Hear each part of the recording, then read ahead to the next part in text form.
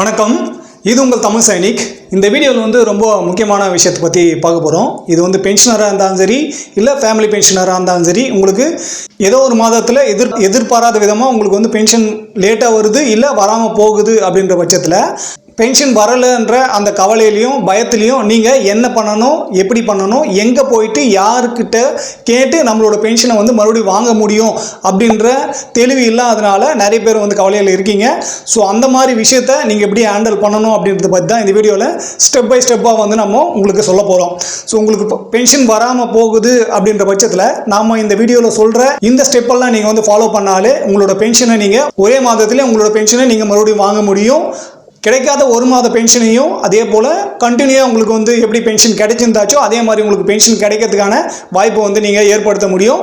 So இந்த video பார்க்குறதுக்கு முன்னாடி என்னோட வேண்டுகோள் என்னென்னா, முதல் முறையாக நம்மளோட சேனல் பார்க்குறவங்களும் சரி, இது வரைக்கும் நம்மளோட சேனலை சப்ஸ்கிரைப் பண்ணாதவங்களும் சரி, தயவு செஞ்சு நம்மளோட சேனலை சப்ஸ்கிரைப் பண்ணி சேனலுக்கும் பென்ஷனருக்கும் உங்களோட சப்போர்ட்டை வந்து கொடுங்க.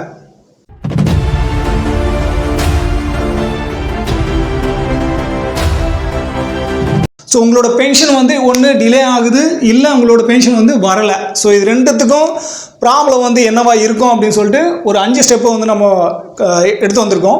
ஸோ அதில் முதல்ல வந்து பார்த்தீங்கன்னாக்கா உங்களோட பேங்க் அக்கௌண்ட்டை வந்து செக் பண்ணுங்கள்.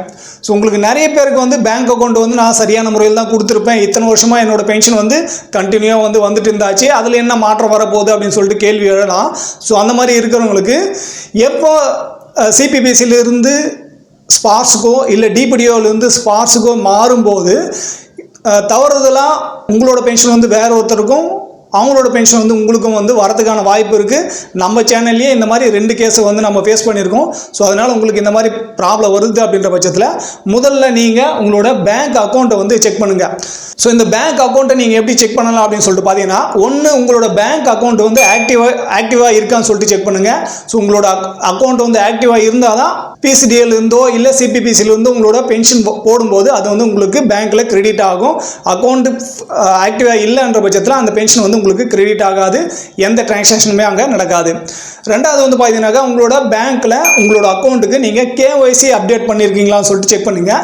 ஸோ அந்த மாதிரி கேஒய்சி அப்டேட் பண்ணலை அப்படின்னாலும் உங்களோட பென்ஷன் வந்து வராமல் நிற்கிறதுக்கான வாய்ப்பு வந்து இருக்குது. இது சிபிபிசி பென்ஷனராக இருந்தாக்கா கண்டிப்பாக இந்த மாதிரி வந்து ப்ராப்ளம் வந்து ஃபேஸ் பண்ணுவீங்க.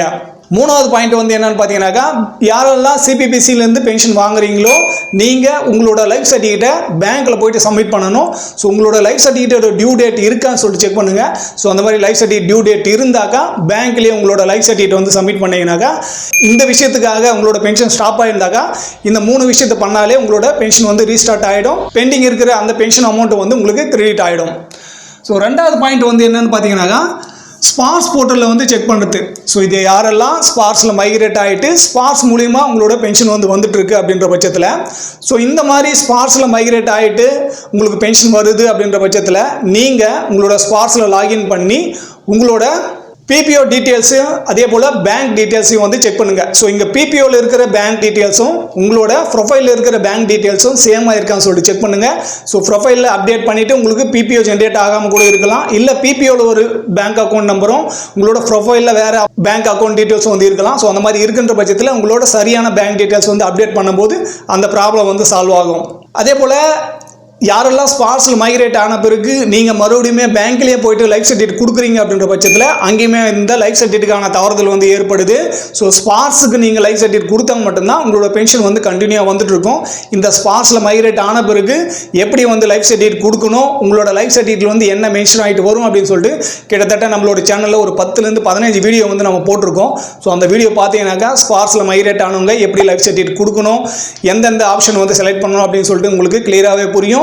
உங்கள் வீட்டில் இருந்தே உங்களோட மொபைல் மூலிமா உங்களோட லைஃப் சர்டிஃபிகேட் எப்படி சப்மிட் பண்ணலாம் அப்படின்ற அந்த வீடியோ வந்து போட்டிருக்கோம். ஸோ அதை பார்த்து நீங்களே உங்களோட லைஃப் சர்டிஃபிகேட்டை வீட்டில் இருந்தே வந்து கொடுக்கலாம். இதுக்காக நீங்கள் இசேவை மையத்திலையோ இல்லை சோல்ஜர் போர்ட்லேயோ போயிட்டு தான் லைஃப் சர்டிஃபிகேட் கொடுக்கணுன்ற அந்த அவசியம் வந்து இல்லை.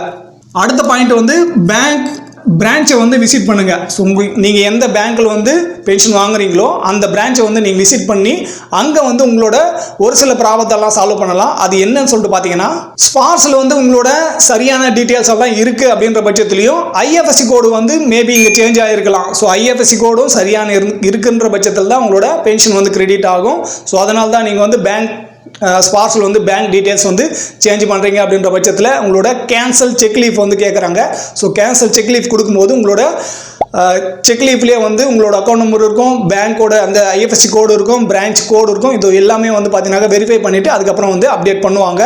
ஸோ இந்த மாதிரி ஐஎஃப்எஸ்சி கோடு சேஞ்ச் ஆயிருக்கான்னு சொல்லிட்டு நீங்கள் செக் பண்ணிங்க பேங்க்கில் போயிட்டு. அடுத்து வந்து பார்த்தீங்கன்னாக்கா உங்களோட அக்கௌண்ட் வந்து ஏதாவது காரணத்துக்காக ஃப்ரீஸ் ஆகிருக்கா அப்படின்னு சொல்லிட்டு செக் பண்ணுங்க. அதாவது உங்களுக்கு இந்த அக்கௌண்ட்டை வந்து வேறு எதுக்குன்னா நீங்கள் வந்து ஜிஎஸ்டிக்கோ இல்லை வேறு எதுக்கோ வந்து யூஸ் பண்ணுறீங்க அப்படின்ற பட்சத்தில் அங்கே ஏதாவது ப்ராப்ளம் ஆகிட்டு அந்த ப்ராப்ளத்து மூலிமா உங்களோட அக்கௌண்ட் வந்து இங்கே தற்காலிகமாக வந்து ஃப்ரீஸ் பண்ணியிருக்கலாம். ஸோ அந்த ஃப்ரீஸ் ஆன டைமில் உங்களோட பென்ஷன் கிரெடிட் ஆகிற டேட்டா வந்து இருந்திருக்கும். ஸோ அதனால் உங்களோட பென்ஷன் வந்து வராமல் கூட இருந்திருக்கலாம். ஸோ அக்கௌண்ட் வந்து ஃப்ரீஸ் ஆயிருக்கா இல்லையான்னு சொல்லிட்டு நீங்கள் பேங்க்கில் போயிட்டு செக் பண்ணிக்கோங்க. நெக்ஸ்ட் நீங்கள் பேங்க்கில் போகும்போது உங்களோட அக்கௌண்ட்டை கூட ஆதார் வந்து லிங்க் ஆயிருக்கான்னு சொல்லிட்டு செக் பண்ணுங்கள். ஸோ இதுதான் நம்ம வந்து முதலியே வந்து சொன்னோம். கேஒய்சி அப்டேட் பண்ணும்போது கண்டிப்பாக உங்களோட அக்கௌண்ட்டை கூட ஆதார் வந்து லிங்க் பண்ணி அதுக்கான ப்ராசஸ் வந்து பேங்க் வந்து கம்ப்ளீட் பண்ணுவாங்க. ஸோ இந்த மாதிரி ஒரு சில பிரச்சனையெல்லாம் ஃபேஸ் பண்ணுறீங்க அப்படின்ற பட்சத்தில் பேங்க்கில் விசிட் பண்ணி உங்களோட கேஒய்சி அப்டேட் பண்ணும்போது இந்த மாதிரி இஷ்யூவெல்லாம் வந்து சால்வ் ஆகிடும். ஸோ இந்த மாதிரி விஷயம்லாம் நீங்கள் வந்து செக் பண்ணிட்டீங்க, அப்படி உங்களோட பென்ஷன் வந்து கிரெடிட் ஆகலை, என்ன காரணம்னு அப்படின்னு சொல்லிட்டு தெரியல அப்படின்னாக்கா நீங்கள் உங்களோட பென்ஷன் சம்மந்தமான பிரச்சனையை வந்து கிரீவன்ஸ் மூலிமா வந்து சொல்லலாம். அதாவது கம்ப்ளைண்ட் வந்து ரைஸ் பண்ணலாம். இது வந்து ஸ்பார்ஸ்லேயும் நீங்கள் வந்து கம்ப்ளைண்ட் ரைஸ் பண்ணலாம். அதே போல் சிபி கிராம்ஸ்லேயும் உங்களோட கம்ப்ளைண்ட் வந்து ரைஸ் பண்ணலாம். ஸோ ஸ்பார்ஸில் எப்படி கிரீவன்ஸ் போகிறது, சிபி கிராமில் எப்படி கிரீவன்ஸ் போகிறது அப்படின்ற பற்றியும் நம்ம வந்து வீடியோ வந்து போட்டிருக்கோம். ஸோ அதை பார்த்தே நீங்கள் வந்து உங்களோட பிரச்சனை என்னவோ அதை வெளிப்படையாக சொல்லி அந்த பிரச்சனைக்கான சொல்யூஷன் வந்து கிரீவன்ஸ் மூலிமா வந்து எடுத்துக்கலாம். ஸோ இந்த மாதிரி கிரீவன்ஸ் போடும்போது கண்டிப்பாக அதுக்கான ரிப்ளை வந்து உங்களுக்கு கிடைக்கும். அதுக்கான ஆக்ஷன் எடுத்து உங்களோட ப்ராப்ளம் வந்து சால்வ் ஆகும். ஸோ நீங்கள் எப்போ கிரீவன்ஸ் வந்து போகிறீங்களோ அந்த டைமில் உங்களுக்கு வந்து டோக்கன் ஐடியும் கொடுப்பாங்க. அந்த டோக்கன் ஐடி வச்சு நீங்கள் அந்த ப்ராப்ளத்தை அந்த கிரீவன்ஸை வந்து நீங்கள் ட்ராக் பண்ணவும் முடியும். அடுத்து வந்து இது மூணுமே நான் வந்து செக் பண்ணிட்டேன், எனக்கு வந்து கிரீவன்ஸ் போட தெரியல, இல்லை என்னால் முடியல அப்படின்ற பட்சத்தில் உங்களுக்கு யாரோட உதவி வந்து தேவைப்படும். ஸோ அந்த மாதிரி இருக்கும்போது நீங்கள் ஒன்று உங்களோட ஜில்லா சைனிக் போர்டு, உங்களோட டிஸ்ட்ரிக்டில் இருக்கிற சோல்ஜர் போர்டுக்கு போயிட்டு அங்கே உங்களோட ப்ராப்ளத்தை சொல்லி அவங்க மூலியமாகவும் உங்களோட இந்த பிரச்சனையை வந்து தீர்க்கலாம். அப்படி இல்லைனாக்கா நீங்கள் டைரெக்டாக பிசிடிஏக்கு கால் பண்ணி உங்களோட பிரச்சனையை சொல்லி அங்கேருந்து வந்து கேட்கலாம். பிசிடிஏக்கு வந்து நீங்கள் கால் பண்ண போகிறீங்க அப்படின்ற பட்சத்தில் அதோட டோல் ஃப்ரீ நம்பர் வந்து 1800-180-5325. இந்த நம்பருக்கு நீங்கள் கால் பண்ணி உங்களோட பிபிஓ நம்பர், ஸ்பாஸ் பிபிஓ நம்பரோ இல்லை ஆர்எம்இ நம்பரையோ சொல்லும்போது அவங்க என்ன ப்ராப்ளம் சொல்லிட்டு சொல்லுவாங்க. அதை வந்து நீங்கள் சால்வ் பண்ணாலே உங்களோட பென்ஷன் வந்து மறுபடியும் வந்து ஜென்ரேட் ஆகிடும்.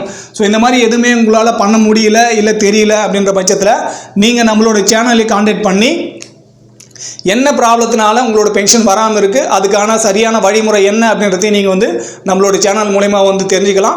ஸோ நம்ம சேனலில் நீங்கள் கான்டாக்ட் பண்ணணும் அப்படின்னாக்கா அதுக்கு வந்து நீங்கள் அஃபிஷியலாக மெம்பராக வந்து ஜாயின் பண்ணணும். ஸோ கீழே இருக்கிற ஜாயின் பட்டனை கிளிக் பண்ணி நீங்கள் 3 லெவல் இருக்குது, அந்த 3 லெவலில் உங்களுக்கு எது வந்து வசதியாக இருக்கோ அந்த லெவலில் நீங்கள் ஜாயின் பண்ணிவிட்டு உங்களோட பிரச்சனைக்கான சொல்யூஷனை நம்மளோட சேனல் மூலிமா கூட நீங்கள் வந்து எடுத்துக்கலாம். ஸோ இந்த வீடியோ கொண்டு வரதுக்கான நோக்கம் என்னன்னு சொல்லிட்டு பார்த்தீங்கன்னா, நிறைய ஃபேமிலி பென்ஷனர் பென்ஷன் வரல அப்படின்ற பட்சத்தில் அவங்களுக்கு அந்த பயத்தினாலேயே அடுத்து என்ன பண்ணணும்னு சொல்லிட்டு தெரியாமல் யாருக்கிட்ட போய் கேட்கணும், என்ன கேட்கணும் அப்படின்ற புரிதல் எல்லாமே வந்து ஒரு மாதிரி கவலையிலேயே வந்து இருக்காங்க. ஸோ அந்த கவலையெல்லாம் போக்கணும் அப்படின்னாக்கா நீங்கள் உங்களோட பென்ஷன் சம்மந்தமான ஒரு சில விஷயத்தெல்லாம் நீங்கள் வந்து தெரிஞ்சு வச்சுக்கிட்டாக்கா எதனால் பென்ஷன் வராமல் போகுது, இல்லை என்ன ரீசன்னால் வராமல் இருக்குது அப்படின்ற அந்த காரணத்தை கண்டுபிடிச்சி சரியான வழிமுறையில் அதை வந்து நீங்கள் ஃபேஸ் பண்ணும்போது உங்களோட பென்ஷன் வந்து மறுபடியும் கிடைக்கிறதுக்கான வாய்ப்பு வந்து இங்கே அதிகமாக இருக்குது. இப்போ நம்ம இந்த வீடியோவில் சொன்ன இந்த வழிமுறையெல்லாம் நீங்கள் பயன்படுத்தினாலே உங்களோட ஸ்டாப் ஆன பென்ஷனும் சரி இல்லை டிலே ஆகிற பென்ஷனும் சரி கண்டிப்பாக உங்களுக்கு வந்து கிடைச்சிரும். ஸோ இந்த வீடியோ மூலிமா நான் என்ன சொல்ல முயற்சி பண்ணணும், அது வந்து உங்களுக்கு பிடிச்சிருந்தாக்க வீடியோ வந்து லைக் பண்ணுங்கள். முதல் முறையாக நம்மளோட சேனல் பார்க்குறவங்களும் சரி, அதே போல் இது வரைக்கும் நம்மளோட சேனலை சப்ஸ்கிரைப் பண்ணாமல் வீடியோ பார்க்குறீங்க அப்படின்னாலும் சரி, நீங்கள் தயவு செஞ்சு நம்மளோட சேனலை சப்ஸ்கிரைப் பண்ணி சேனலுக்கும் பென்ஷனருக்கும் உங்களோட சப்போர்ட் வந்து கொடுங்க. இந்த வீடியோ கடைசி வரைக்கும் பார்த்தது நன்றி. இதே போல் இன்னொரு வீடியோவில் மீண்டும் சந்திக்கலாம். நன்றி, வணக்கம்.